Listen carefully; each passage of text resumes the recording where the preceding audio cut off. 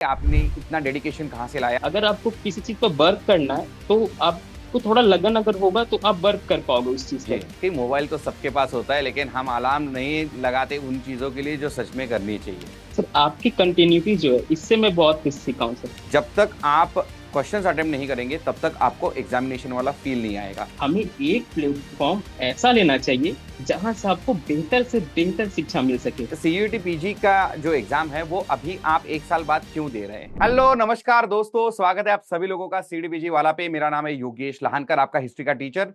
आज एक अलग प्रकार का सेशन आपके लिए लेके आया हूं जहां पे हम अपने विद्यार्थियों के साथ चर्चा करने वाले हैं, बातचीत करने वाले हैं।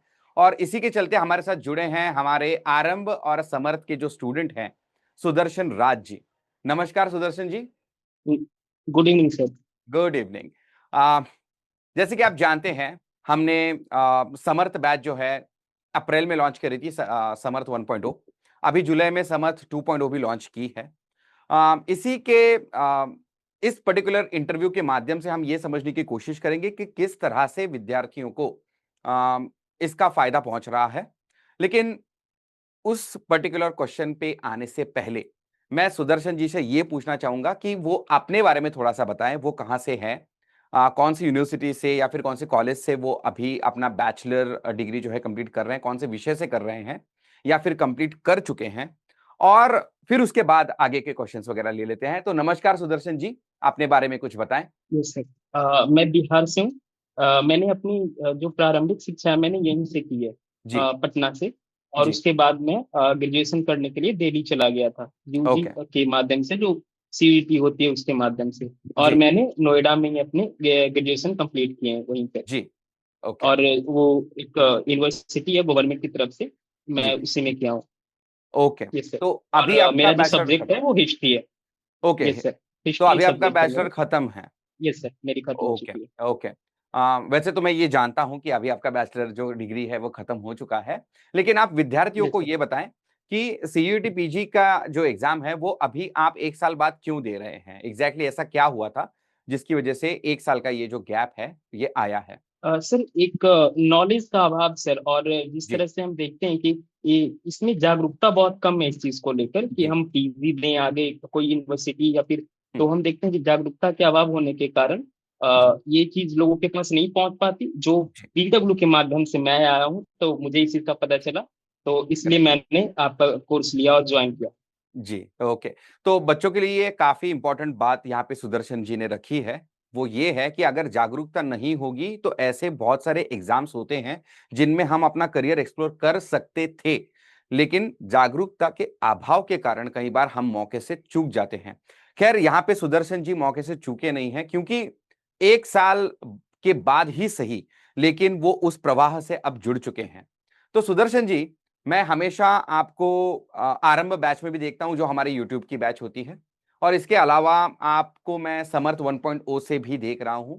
आपने मेरे ख्याल से अभी तक एक खाद लेक्चर जो है परीक्षा के कारण मिस किया होगा आपके, राइट? Yes sir. वरना तो आप कभी लेक्चर मिस करते नहीं हो। जब कभी भी आपने लेक्चर मिस किया आपने मुझे बोला है कि सर ये कारण की वजह से मैं लेक्चर में नहीं आया था आपके समर्थ के।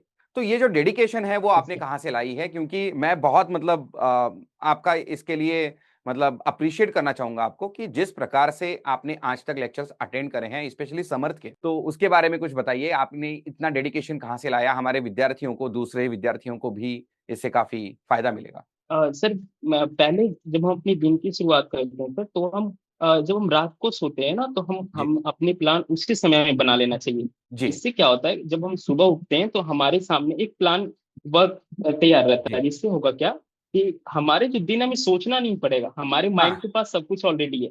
ये चीजें हैं, और अगर हम राइट। एक बार इसे कर लेते हैं तो बेटर है। और मैं क्या राइट। करता हूँ सर, इस चीज को प्रिपेयर करने के लिए एक पेज बनाता हूँ। और हाँ। पेज बनाने के बाद मैं उसे एक मंथ के लिए बनाता हूँ। पहले जी। मैं इसे 7 डेज बनाता था, लेकिन अब मैं जी। एक मंथ का बना पाता हूँ क्योंकि मैं रेगुलर कर रहा हूँ इसी से। और ओके। सर आपकी कंटिन्यूटी भी है क्योंकि आपने कंटिन्यू क्लास लिया है, आपने जी। क्लास छोड़ा नहीं है सर, किसी भी जी। परिस्थिति में नहीं छोड़ा। तो इसलिए ये भी मेरे लिए बेनिफिट हो गया। और बहुत बहुत सर धन्यवाद। मैंने एक चीज और देखा है सर कि अगर आपको किसी चीज पर वर्क करना है तो आप को थोड़ा लगन अगर होगा तो आप वर्क कर पाओगे उस चीज जी पर। और इसके लिए बिल्कुल। आपको क्या करेगा, आपको उस सब्जेक्ट से लगाव होना चाहिए। जी और मेरा जी तो लगाव इस चीज से हो गया सर, क्योंकि पढ़ाने का तरीका जिस तरह से आपका है, जब हम सुनते हैं इस चीज को तो माइंड कहता है कि चलो ठीक है। अगर जी आप इस चीज को सुन रहे हो तो जब कंटिन्यूस, तो टाइम का पता नहीं चलता। सबसे बड़ा जी। बात है सर, टाइम का पता नहीं चलता। और वेरी गुड, समझ में चलो। बहुत अच्छे आते हैं।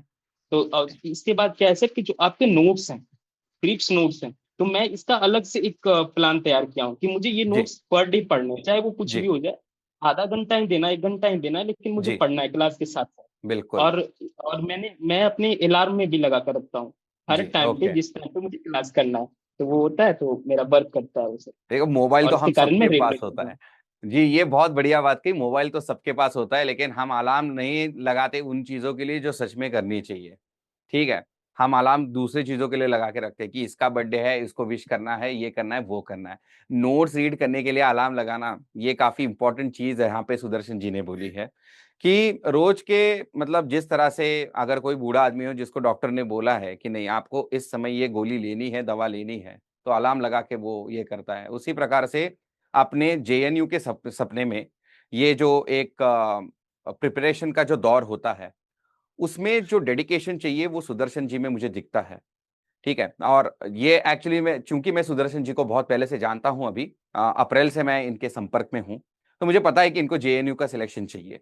तो इनका जो आगे का वाला प्लान है उसके बारे में भी हम लोग जानेंगे, लेकिन थोड़ा सा समर्थ के बारे में भी बात कर लेते हैं। समर्थ में आपको पीपीटीज भी मिलती है अनोटेटेड, आपको यस सर। डिस्क्रिप्टिव नोट्स भी मिलते हैं, सारे डिटेल नोट्स जिसे हम कहते हैं, यस जिनके सर। बारे में आपने ऑलरेडी बात करी है।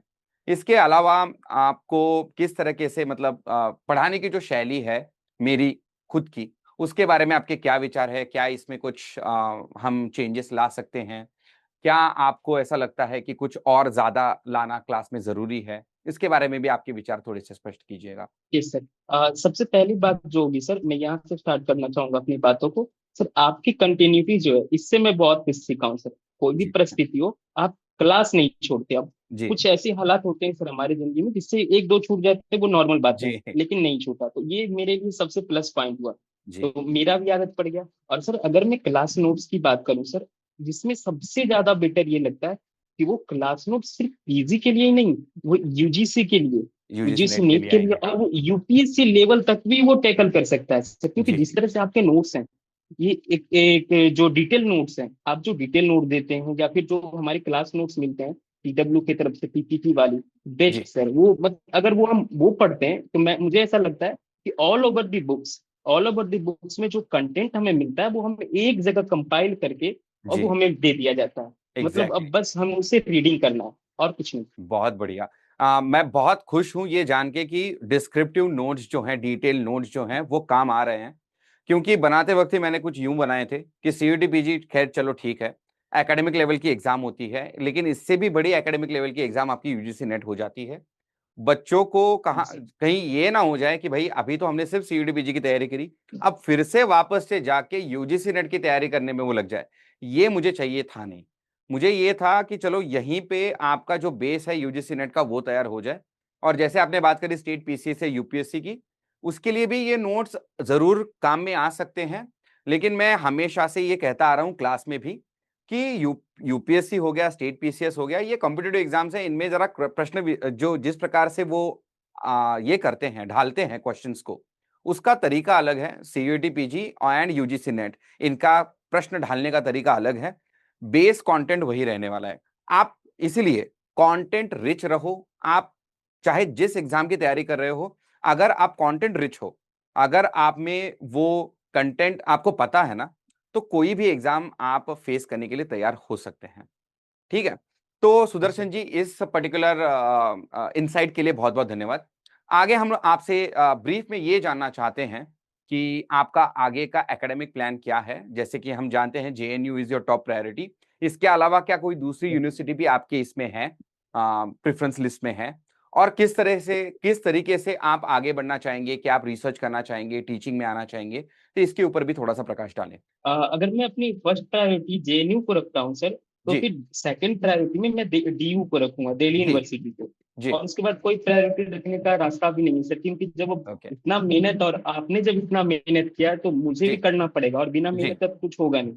जी। ये सिंपल सी बात है। तो जी। अगर हम ये करते हैं सर, तो कॉस्ट मिलेगा ही मिलेगा, और ये मिलेगा, दोनों में 100%, क्यों नहीं नहीं मिलना मिलेगा। है। ये सर। जितने कंसिस्टेंसी के साथ आप क्लासेस अटेंड कर रहे हैं और रेफरेंस बुक्स के साथ साथ नोट्स भी पढ़ रहे हैं, मेरे ये ख्याल सर। से JNU is with in reach for you.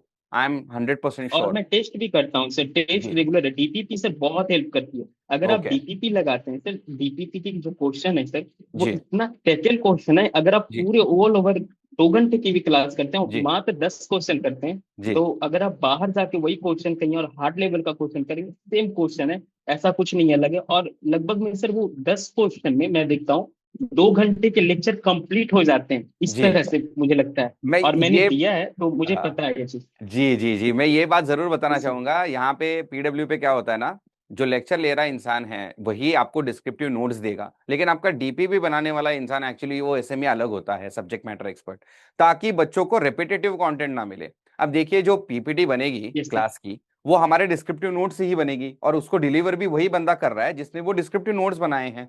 इसका मतलब ये है कि आपकी पीपीटी, डिस्क्रिप्टिव नोट्स और आपकी टीचिंग एक पर्टिकुलर टीचर कर रहा है, एक एसएमई कर रहा है। लेकिन इसके अलावा एक दूसरा पर्सपेक्टिव भी आना चाहिए आपके प्रिपरेशन में, है ना।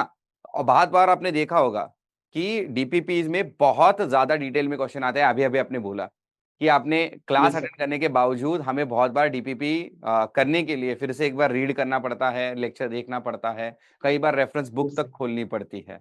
तो यही इसके यस सर। पीछे का कारण होता है कि देखो, at the end of the day सारे बच्चों को हमें यही समझाना है कि क्लासेस अटेंड करेंगे, नोट्स पढ़ेंगे, लेकिन फिर भी क्वेश्चंस अटेम्प्ट करना आपके लिए बहुत ज्यादा इंपॉर्टेंट है।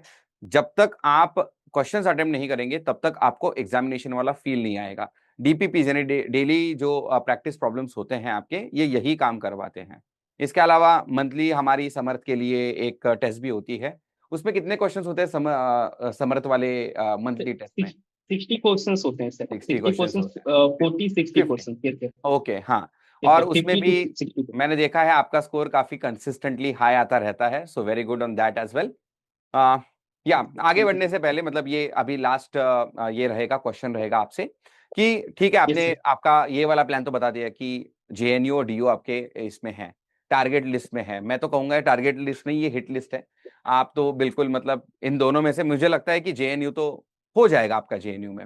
लेकिन इसके अलावा आपका एकेडमिक प्लान क्या है आगे का? रिसर्च है, टीचिंग है? सर यूजीसी नेट करना है सर मुझे। जी। ओके, और यूजी। एक मेरा पहले से ही है सर, जी। यूपीएससी। तो इसे भी मैं साथ में लेकर चलूंगा, ओके। क्योंकि मेरा सब्जेक्ट जो है सर, जिस जिस सब्जेक्ट से मैं कर रहा हूँ उस सब्जेक्ट से यूपीएससी वही करूंगा, और जी। यूजीसी नेट भी वही करूंगा।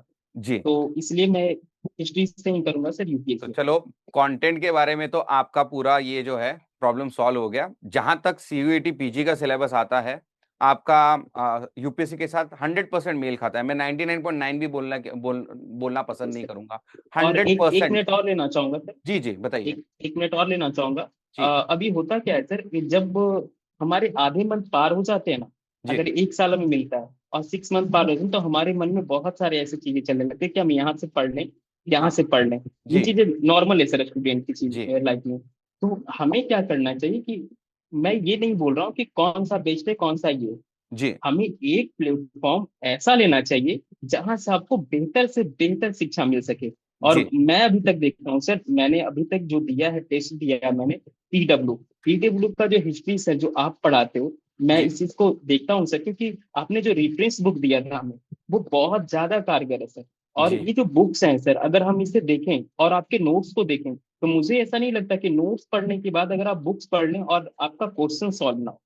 और हाँ। सिंपल है कि अगर हम 75 क्वेश्चन वो देते हैं, तो 10 क्वेश्चन 5 क्वेश्चन तो ऐसा रह ही जाता है जो जी। वो ऐसा देंगे थोड़ा सा। जी। तो जी, बाकी बहुत तो ही हो डिफिकल्ट ही वाले आ जाना चाहिए। जाते हैं वो। तो ये हाँ। सर, और तो हमें हम इधर उधर भटकने की आवश्यकता नहीं है, आप एक चूज करिए। और सर यहाँ पर पीडब्ल्यू पर क्या है सर, कि हम देखते क्या है, आरएम जो है हमारा, जो जी। यूट्यूब पर चल रहा है, जी। वो हमारा प्रैक्टिस हो रहा है।